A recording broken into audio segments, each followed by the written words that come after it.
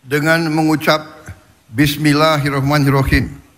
Pada siang hari ini, hari Senin tanggal 24 Februari tahun 2025, saya Presiden Republik Indonesia meluncurkan Badan Pengelola Investasi Daya Anagata Nusantara, Danantara Indonesia. Presiden Prabowo Subianto meresmikan Badan Pengelola Investasi Daya Anagata Nusantara atau Danantara Senin 24 Februari 2025 di halaman tengah Kompleks Istana Kepresidenan Jakarta. Nah, jadi kekayaan ataupun dividen daripada BUMN itu nanti akan dikelola oleh Danantara melalui lembaga investasinya. Nah, kita berharap nanti lembaga investasi ini mampu mengelola secara maksimal bisnis-bisnis yang dikelola itu bagus lah kayak begitu. Nah, ini kita harapkan nanti akan mendatangkan dividen, kemudian itu juga bisa berimplikasi kepada banyaknya nanti pemasukan kepada negara yang diterima, dan itu akan berimplikasi kepada distribusi kekayaan yang lebih merata gitu. Jadi itu yang kami lihat ya kalau kita membaca daripada pemikiran Pak Prabowo dari buku Paradok Indonesia dikaitkan dengan Danantara. Hitung-hitungannya ini kenapa Presiden kita berani membentuk Danantara ini, karena hitungan asetnya yang cukup luar biasa. Ada yang bilang 10.000 triliun, bahkan ada yang sampai 14.000 triliun. Tetapi yang menarik di sini adalah kita ini selalu yang menjadi rujukan kita kalau berbicara Danantara ini kan Temasek. Nah, padahal kalau berbicara BUMN, holding itu akan kita bentuk ketika BUMN ini sehat. Mana BUMN kita yang sehat ini? Yang sehat, tadi Himbara. Himbara pun kita bilang sehat, dia terseok-seok juga. Yang lain ini Pertamina, PLN dan lain-lain ini sakit semua. Maka tantangan kita ke depan adalah pembuktian, gitu kan? 1 tahun saja dari sejak sekarang misalnya kita bisa buktikan bahwa Danantara ini on the track bekerjanya, dikelola profesional, akuntabel, transparan, gitu kan, melibatkan semua pihak. Ayo loh, kita punya semangat yang sama untuk membangun negeri ini, membangun ekonomi negeri ini misalnya. Itu kita bisa buktikan dengan nanti misalnya di LKPJ-nya 1 tahun ke depan take off barang ini, gitu kan. Saya punya keyakinan itu kalau itu bisa dibuktikan gitu. Wah, selesai.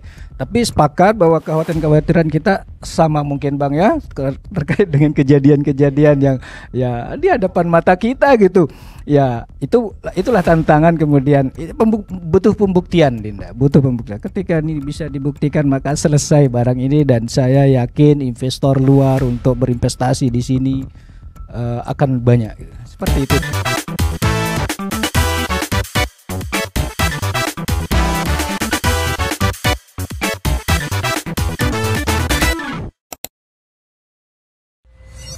Assalamualaikum warahmatullahi wabarakatuh. Kembali lagi bersama saya Diki Wahyu dalam wawancara eksklusif ya. Setiap episode kami akan selalu menghadirkan informasi-informasi penting, unik dan menarik untuk Anda semua. Di episode kali ini kita bahas isu nasional yang mungkin ya masyarakat, termasuk masyarakat Nusa Tenggara Barat ingin tahu soal banyak kebijakan di pemerintah pusat sana yang mungkin akan berdampak ke daerah kita, tentunya di Nusa Tenggara Barat.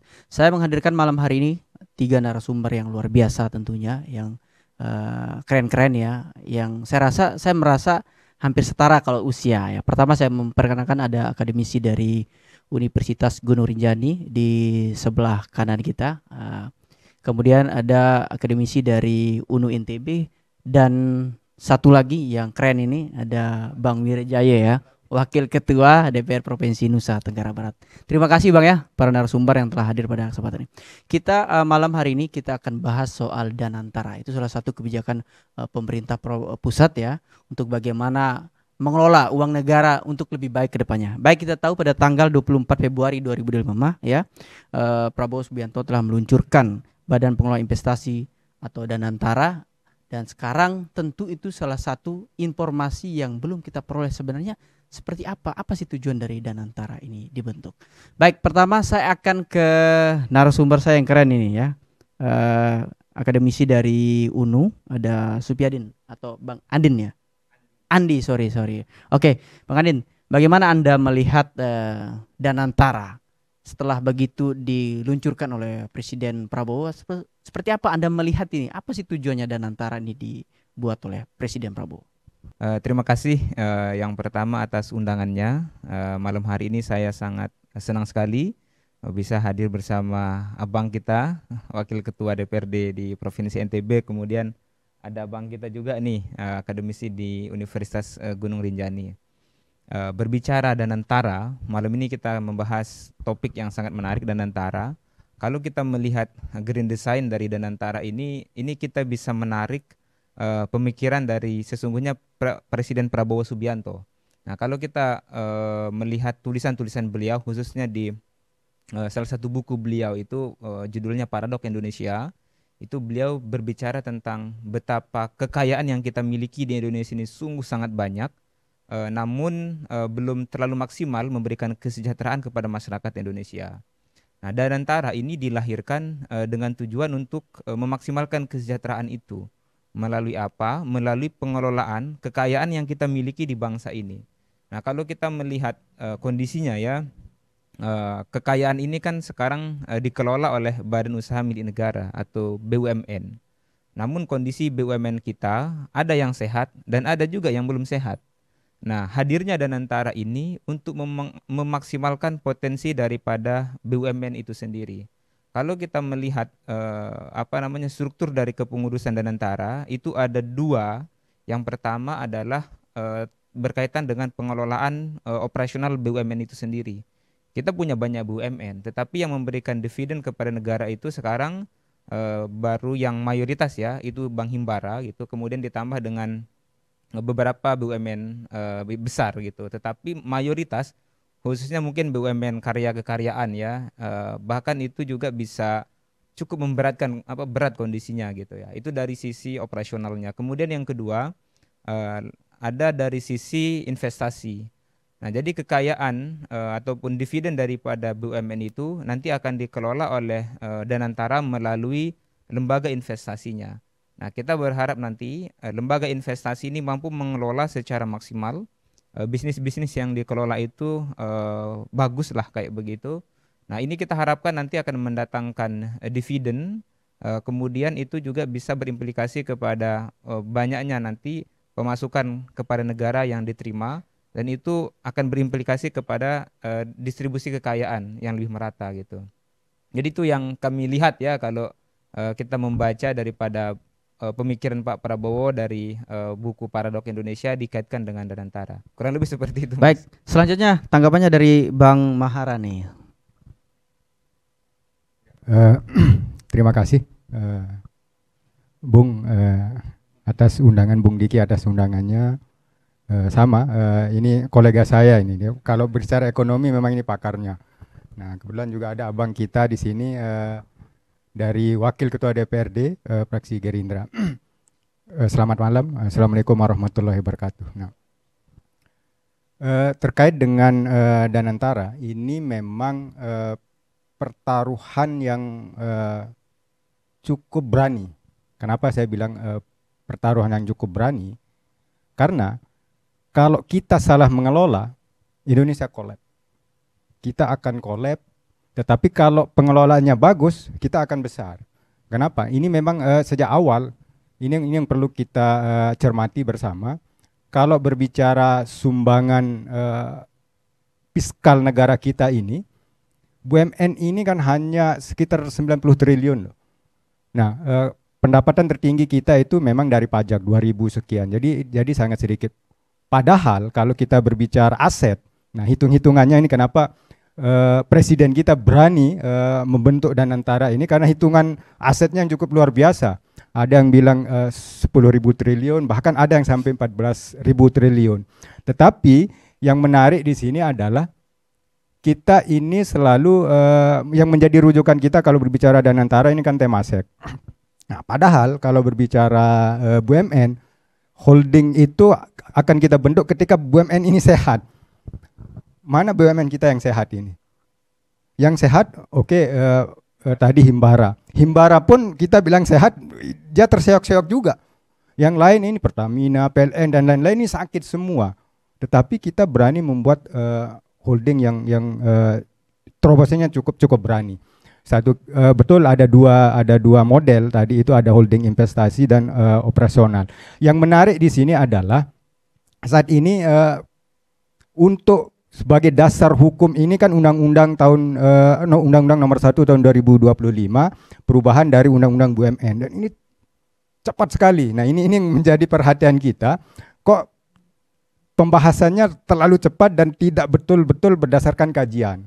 Nah, karena ini pertaruhannya luar biasa. Saya katakan tadi, salah cara pengelolaan bangsa kita yang kolab ini. Negara kita yang kolab. Nah, itu satu. Yang kedua, mudah-mudahan sekarang ini kan sedang dibahas PP-nya, peraturannya. Kalau PP-nya ini benar-benar hasil kajian dan hasil masukan, misalnya teman-teman ekonom, terus profesional, akademisi, dan itu bisa mencerminkan apa yang diinginkan mimpi besarnya Prabowo, akan bagus. Tetapi kalau PP-nya melenceng, kita juga akan, karena berbicara PP ini adalah turunan dari undang-undang. Karena yang menarik di undang-undang itu adalah ada salah satu bunyinya di badan pengawas. Jadi kalau Danantara ini merugi, ini tidak bisa masuk ke ranah korupsi. Karena ini dianggap bahwa ini bisnis murni, pure bisnis, tidak bisa. Nah, ini maksud saya, artinya memang pertaruhan yang cukup luar biasa, sehingga kita memang harus benar-benar memberikan masukan ke Bapak Presiden kita supaya satu, terkait dengan undang-undang turunannya, peraturan turunannya yaitu PP. Yang kedua, terkait dengan struktur. Nah, yang menarik di sini adalah ketika kita berbicara struktur, seharusnya ketika berbicara Temasek, berbicara bagaimana holding-holding di luar itu adalah ini diisi oleh para profesional. Di sini, ini menarik kan, ini berbicara ini satu kakinya ini di regulator, satu kakinya di eksekutor kan. Nah, bagaimana cara, bahkan akan menjadi sebuah layar nanti ketika bicara bisnis kan harus gerak cepat. Tidak bisa pelan-pelan, karena ini berbicara keputusan harus cepat. Tetapi harus terbentur lagi, harus ada salah satu misalnya harus minta izin di Menteri BUMN, harus lain-lain, ini kan akan menghambat pergerakan itu, sehingga memang kalau kita ingin serius, kita hapus yang itu. Jadi memang ini harus benar-benar orang-orang profesional. Yang ketiga adalah orang-orang yang memiliki integritas tinggi, bahwa ayo kita majukan bangsa Indonesia dengan Danantara ini. Kita bekerja serius, karena sekarang kalau kita berbicara asumsi publik kita, bahwa ini kita sudah dengan kejadian kemarin, ini kan pembentukan Danantara cepat sekali dengan kejadian misalnya terkait dengan Pertamina yang hampir sekian ratus triliun langsung dibentuk ini. Jadi publik ini sudah merasa, wah jangan-jangan Danantara ini bancakan juga kayak gitu. Itu yang perlu kita beri masukan kepada pemerintah supaya memang bahwa ini adalah salah satu strategi kita untuk Indonesia Emas misalnya. Seperti itu dulu. Baik, terima kasih Bang. Kemudian Bang Yuri Jaya, tanggapannya soal dibentuknya BPI Danantara. Terima kasih Bang Diki atas kesempatan yang luar biasa ini dipertemukan sama ahli-ahli di bidangnya ini. Ya, Assalamualaikum warahmatullahi wabarakatuh. Selamat malam. Salam sejahtera untuk kita semua. Jadi izin sedikit menanggapi soal Danantara. Danantara, Dana Agatha Nusantara. Kira-kira harapan ekonomi Indonesia ke depan lah, kira-kira begitu. Jadi benar seperti yang dibilang sama Bang Maharani, bahwa ini pertaruhan besar. Tetapi saya punya optimisme yang tinggi terhadap Pak Prabowo, karena beliau ini anak dari Sumitro Joyo Hadikusumo, ya kan, seorang ekonom legend lah di Indonesia. Dan sering kita dengar bahwa buah itu tidak jauh jatuh dari pohonnya, ya kan. Jadi saya pikir Pak Prabowo sudah berpikir panjang soal ini, dan baru kemudian setelah beliau dilantik jadi presiden maka langsung action gitu. Tadi sudah disampaikan sedikit soal buku Paradok Indonesia, itu kita sudah mengikuti lama dan kajiannya barangkali udah lama ini sesungguhnya, tapi baru bisa di-actionkan karena memang baru berkuasa. Barangkali penguasa-penguasa terdahulu gitu kurang match dengan ide-ide itu sehingga baru dilaksanakan. Sepakat bahwa ini butuh kontrol kita semua, ya kan? Semua pihak, kemudian berperan aktif lah terhadap kekhawatiran-kekhawatiran tadi. Yang jelas yang saya tangkap adalah ini keinginan luar biasa dari beliau untuk bagaimana membawa Indonesia ini ke depan lebih baik. Contoh misalnya soal Impres 1 2025 kan efisiensi. Itu belanja-belanja yang diharapkan diefisiensikan dari Impres 1 2025 itu adalah belanja-belanja yang misal alat ukurnya tidak jelas gitu, belanja seremonial, kemudian belanja perjalanan dinas gitu kan, yang kurang produktif lah.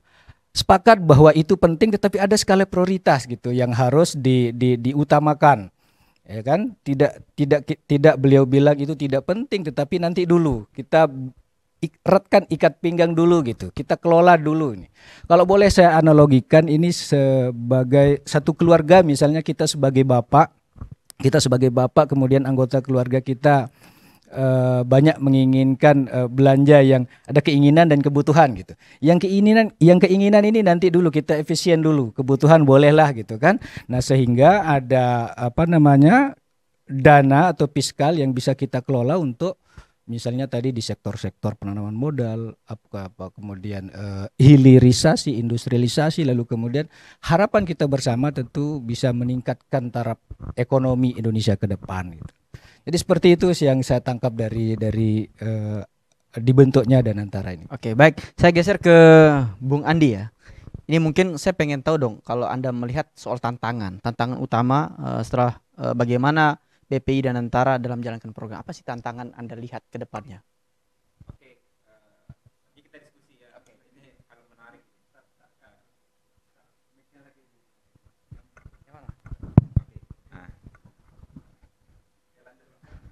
Cek, kedengaran?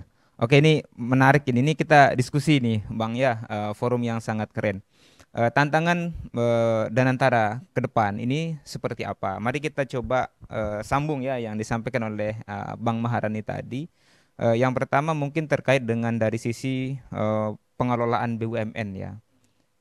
Ini BUMN yang ada sekarang ini kalau kita lihat dividennya kepada negara itu kan range-nya 85 sampai 90 triliun.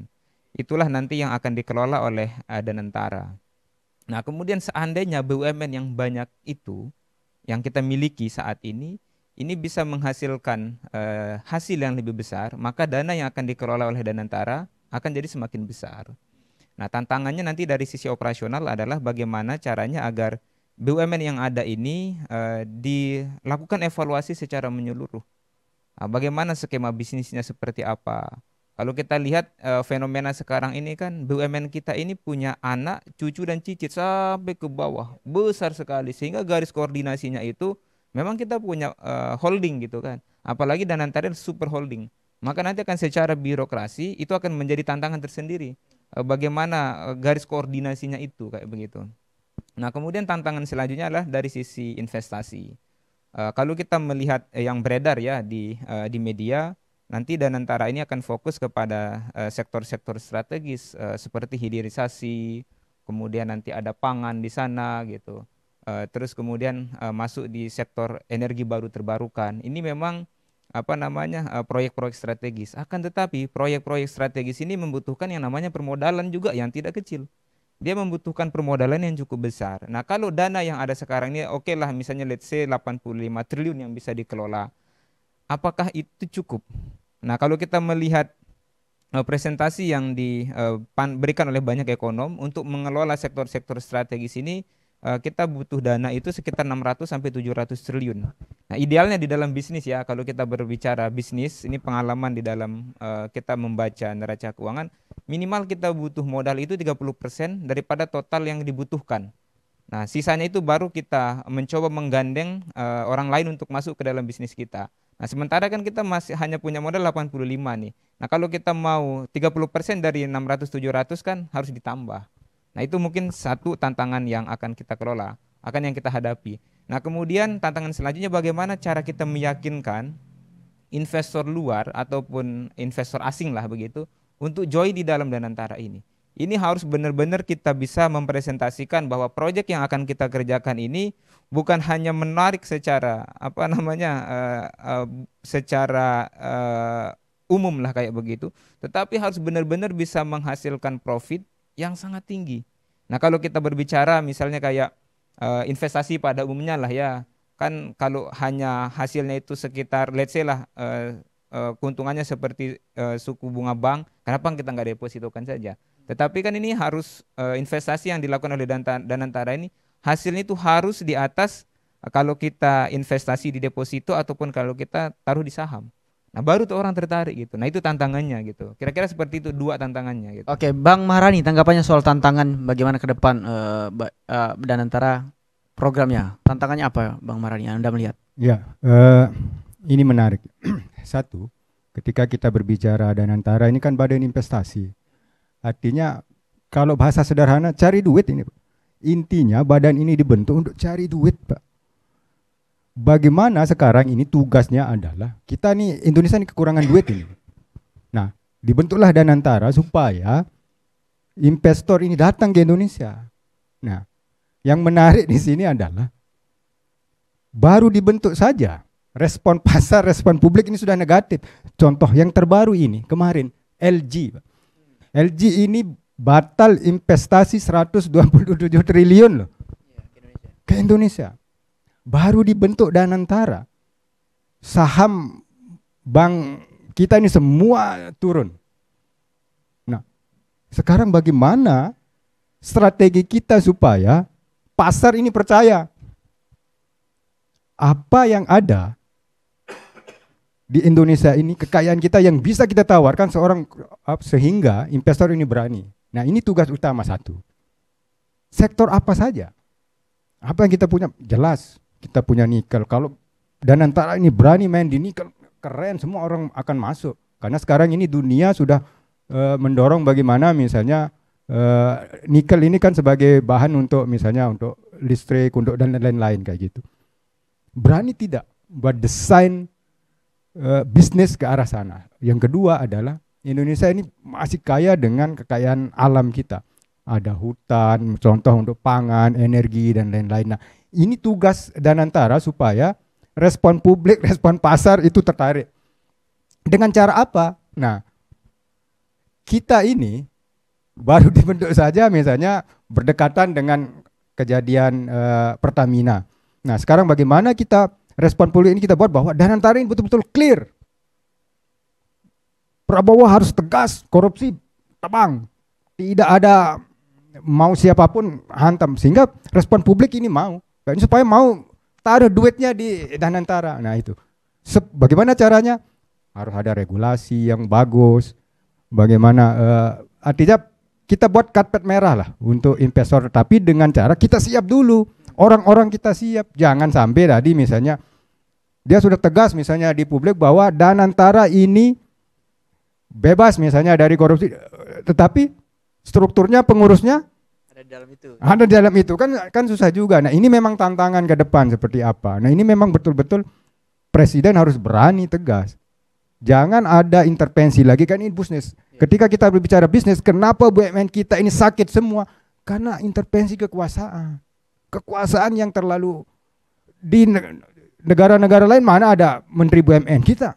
Ada menteri BUMN, sehingga intervensi kekuasaan itu sangat keras ke sana, sehingga tidak akan bisa sehat kalau memang terlalu banyak intervensi kekuasaan.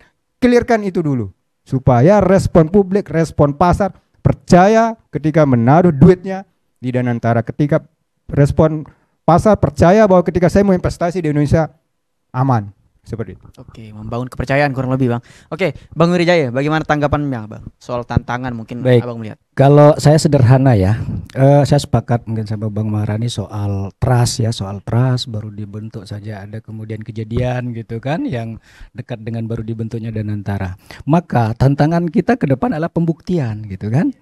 1 tahun saja dari sejak sekarang misalnya kita bisa buktikan bahwa Danantara ini on the track bekerjanya, dikelola profesional, akuntabel, transparan gitu kan, melibatkan semua pihak. Ayo loh, kita punya semangat yang sama untuk membangun negeri ini, membangun ekonomi negeri ini misalnya. Itu kita bisa buktikan dengan nanti misalnya di LKPJ-nya 1 tahun ke depan take off barang ini gitu kan. Saya punya keyakinan itu kalau itu bisa dibuktikan gitu. Wah, selesai. Tapi sepakat bahwa kekhawatiran kita sama mungkin Bang ya, terkait dengan kejadian-kejadian yang ya di hadapan mata kita gitu. Ya, itulah tantangan kemudian butuh pembuktian Dinda, butuh pembuktian. Ketika ini bisa dibuktikan maka selesai barang ini, dan saya yakin investor luar untuk berinvestasi di sini akan banyak. Seperti itu Dinda, sederhana saja. Baik, saya geser kembali ke Bang Andi. Bang Andi, ini kan selain soal tantangan tadi, kita kalau dari kacamata Bang Andi, bagaimana Bang Andi melihat Danantara ini berkolaborasi dengan swasta nantinya? Anda lihat bagaimana kira-kira? Oke, kehadiran Danantara ini jangan sampai nanti mematikan bisnis yang sudah ada ya.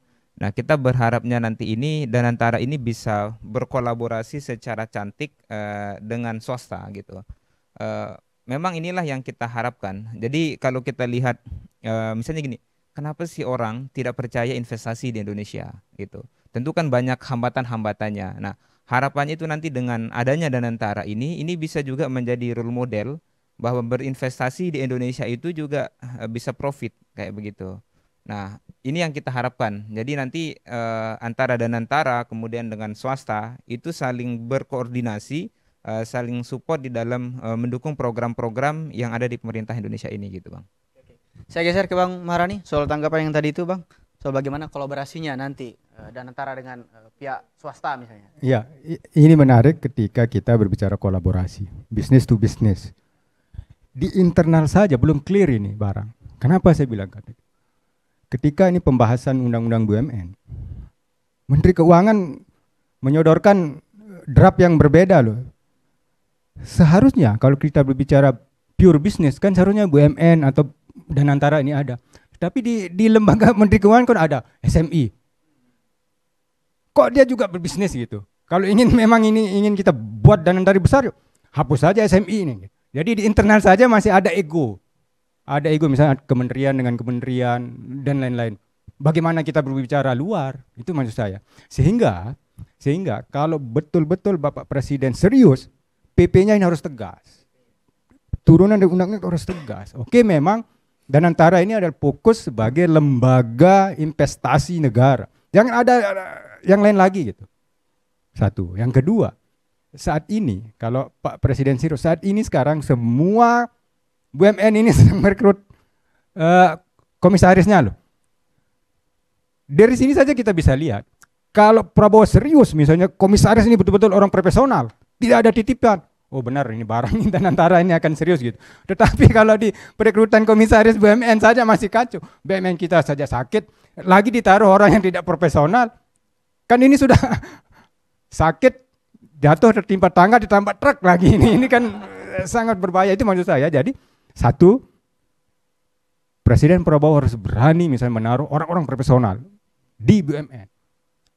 Turunan dari undang-undang terkait dengan Danantara ini, PP-nya itu harus clear, harus memang murni kita ingin membangun Indonesia, kita ingin besarkan Indonesia. Tidak ada lagi misalnya gap-gap di internal, tidak ada lagi bias-bias yang di internal. Ini murni pure business untuk membesarkan negara, seperti itu. Bang Wirjaya, bagaimana Anda melihat soal kolaborasi nantinya Danantara dengan pihak swasta, Bang? Iya, saya kira kita kembali ke tujuan awal dibangunnya badan Danantara ini ya. Jadi soal bagaimana ini soal profit bisnis kan. Saya pikir akan ada kajian-kajian. Selama itu kemudian menguntungkan kita, negara kita, why not gitu kan. Jadi ini bisnis to bisnis kan. Jadi saya ada moto bareng-bareng itu. Jadi bareng-bareng sukses, bareng-bareng jaya, bareng-bareng inilah kan. Jadi bisnis itu ya bareng-bareng. Sungguhnya tidak bisa kita kemudian bermitra, bekerja sama, ada yang sakit, kemudian ada yang sehat. Nanti bagaimana kelangsungan daripada kerjasama kita itu. Jadi harus ada kajian yang menguntungkan kedua belah pihak.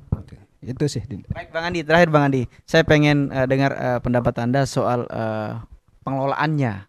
Ini kan tentu masyarakat kita semua termasuk ini masih terpotong informasi yang kita terima ini Bang. Pengelolaannya bagaimana investasi oleh Danantara ini? Anda melihat seperti apa kira-kira? Ini kalau kita melihat perkembangan yang sekarang ya, tentu ini kan masih berkembang terus. Teknis-teknisnya juga sedang dibahas di Jakarta lah kayak begitu. Nah, tapi kalau kita melihat yang sudah diumumkan begitu ya, nanti Danantara ini akan berinvestasi di sektor-sektor strategis nasional, seperti yang tadi ada sektor pangan, kemudian hilirisasi, kemudian yang lagi ngetren sekarang ini adalah energi baru terbarukan gitu. Jadi kita punya potensi sumber daya alam itu yang begitu besar, khususnya di bidang energi terbarukan. Nah, kita punya PLTS. PLTS itu ada dua, satu yang di darat, kemudian sama yang di apung. Nah, kalau kita lihat progresnya kemarin, misalnya Pak Prabowo datang ke Timur Tengah, itu juga berhasil begitu menjalin komunikasi dengan investor-investor yang ada di Timur Tengah gitu. Nah, nanti akan ada investasi di PLTS Apung, itu lanjutan dari Cirata yang kemarin gitu. Nah, itu dari sisi sektor strategisnya gitu. Kemudian juga kalau kita lihat pengumumannya itu nanti Danantara ini juga akan berinvestasi. Katanya kalau ada proyek menguntungkan di luar negeri, mereka juga akan berinvestasi di sana, di luar negeri. Asalkan itu profitable kayak begitu. Tentunya tadi pasti ada kajian-kajiannya, pasti ada hitungan-hitungannya gitu. Nah, kita sih berharap Danantara ini sudah diumumkan memang struktur kepengurusannya kayak begitu. Kalau kita melihat profil-profilnya, kalau kita coba baca profiling ya satu persatu, itu rata-rata beliau-beliau itu memiliki background yang cukup kuat. Tetapi lagi-lagi ini dibutuhkan uji, dibutuhkan pembuktian kayak begitu oleh publik lah kayak begitu. Jadi percuma profilnya bagus, tetapi ketika nanti bekerja tidak bagus gitu. Nah, lebih-lebih tadi tantangannya itu adalah ketika baru launching aja kemarin pasar saham kita IHSG itu langsung anjlok, kemudian bahkan sampai trading halt kayak begitu. Itu bukti bahwa ini memang ada mungkin bisa kita sampaikan rasa ketidakpercayaan pasar di level awal ini gitu. Nah, tetapi bagaimana nanti kita berharapnya para pengelola Danantara ini bisa membuktikan, bisa memberikan jaminan kepastian kepada kita semua bahwa mereka ini on right track, sehingga pasar kembali confidence gitu. Nah, kan memang kalau kita lihat statement dari Pak Presiden juga kan kadang-kadang juga membuat banyak terjadi perdebatan mengenai pasar saham dan segala macam gitu. Nah, ini kita berharap supaya nanti ketika Danantara ini seperti yang disampaikan oleh Pak Wakil Ketua tadi berjalan 1 tahun, kemudian juga laporan keuangan, laporan pertanggungjawabannya sehat, saya rasa pasar juga akan merespon dengan positif begitu. Nah, ini pertaruhan yang betul-betul besar bagi pengelola Danantara itu sendiri, dan ya kita semua ini berharap ini akan sukses, karena suksesnya Danantara ini nanti juga akan membuat kita ya sebagai masyarakat Indonesia yang akan menikmati gitu loh. Bagaimana kita berharap nanti Indonesia 2045 menjadi Indonesia emas gitu, kemudian juga PDB negara kita adalah salah satu negara yang cukup powerful, kalau kita tidak optimis lah kayak begitu. Nah, ini menjadi PR kita juga bagi kita semua nih. Kita berharap jangan sampai kita berhenti memberikan masukan, Bang ya.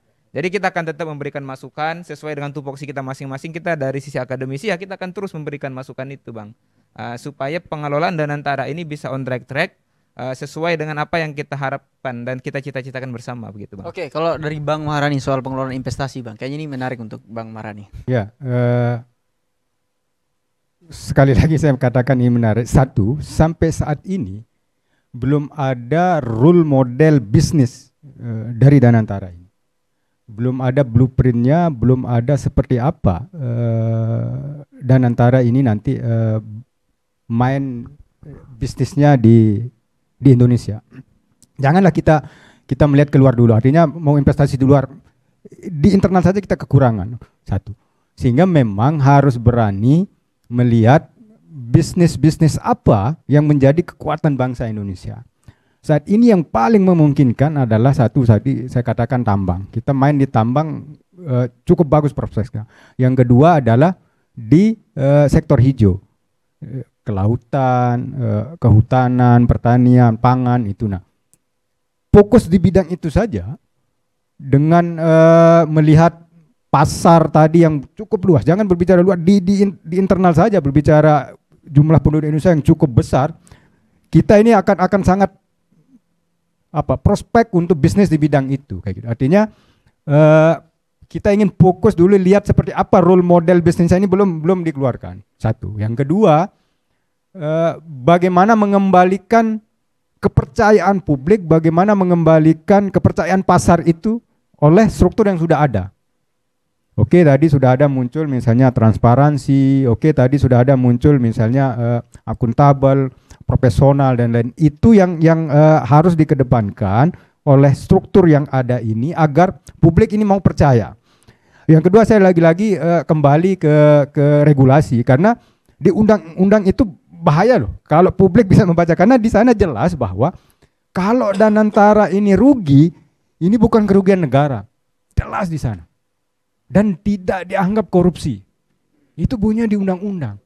Ya, karena ini bisnis.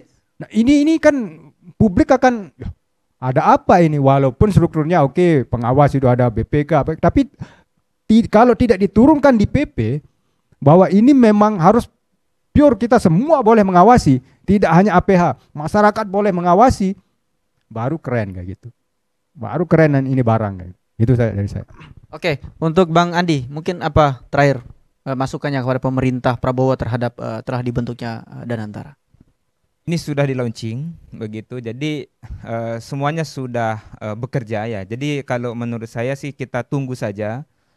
Seperti yang disampaikan oleh Bang Maharani, ini memang sekarang ini tim sedang bekerja.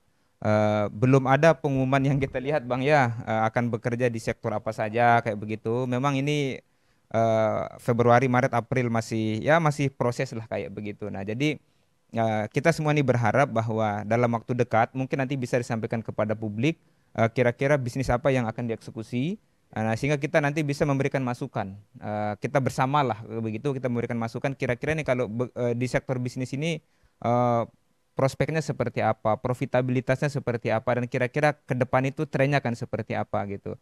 Dan Indonesia ini kan enaknya nih kita negara demokrasi, kita bisa berdiskusi dengan santai lah kayak begitu. Forum-forum ekonomi juga banyak di sini, banyak ahli-ahli yang akan memberikan kritik dan masukan gitu. Jangankan belum berbisnis ya, ketika mau di launching saja euforia masyarakat tentang Danantara ini kan luar biasa besar. Itu artinya apa? Atensi masyarakat Indonesia terhadap pemerintahan Pak Prabowo ini cukup besar begitu. Dan ini juga bisa jadi modal gitu bagi Danantara, ada sekaligus warning bagi mereka untuk cukup berhati-hati ketika melakukan bisnis kayak begitu. Kurang lebih seperti itu. Baik, terakhir ya Bang Yurijaya, apa masukan saran kepada pemerintah pusat terhadap telah dibentuknya Danantara? Jadi menarik ini ya, tadi dari beberapa diskusi kita dari awal sampai dengan ini ada beberapa catatan saya yang harus diperbaiki yaitu soal trust tadi. Maka mau tidak mau Danantara harus dikelola dengan cara transparan, itu satu. Kedua, penguatan regulasi. Kalau ini bisa dilakukan, maka insya Allah saya punya keyakinan kuat bahwa kita akan maju dengan Danantara ini gitu. Satu, transparansi, semua pihak publik dilibatkan dalam pengawasan dan lain sebagainya. Kemudian penguatan regulasi, tadi kekhawatiran itu barangkali. Baik, terima kasih ya 3 narasumber yang luar biasa telah berdiskusi soal Danantara ya pada kita semua. Semoga informasi ini sangat bermanfaat untuk Anda semua. Sampai ketemu di episode berikutnya. Saya Diki Wahyudi pamit undur diri. Wassalamualaikum warahmatullahi wabarakatuh.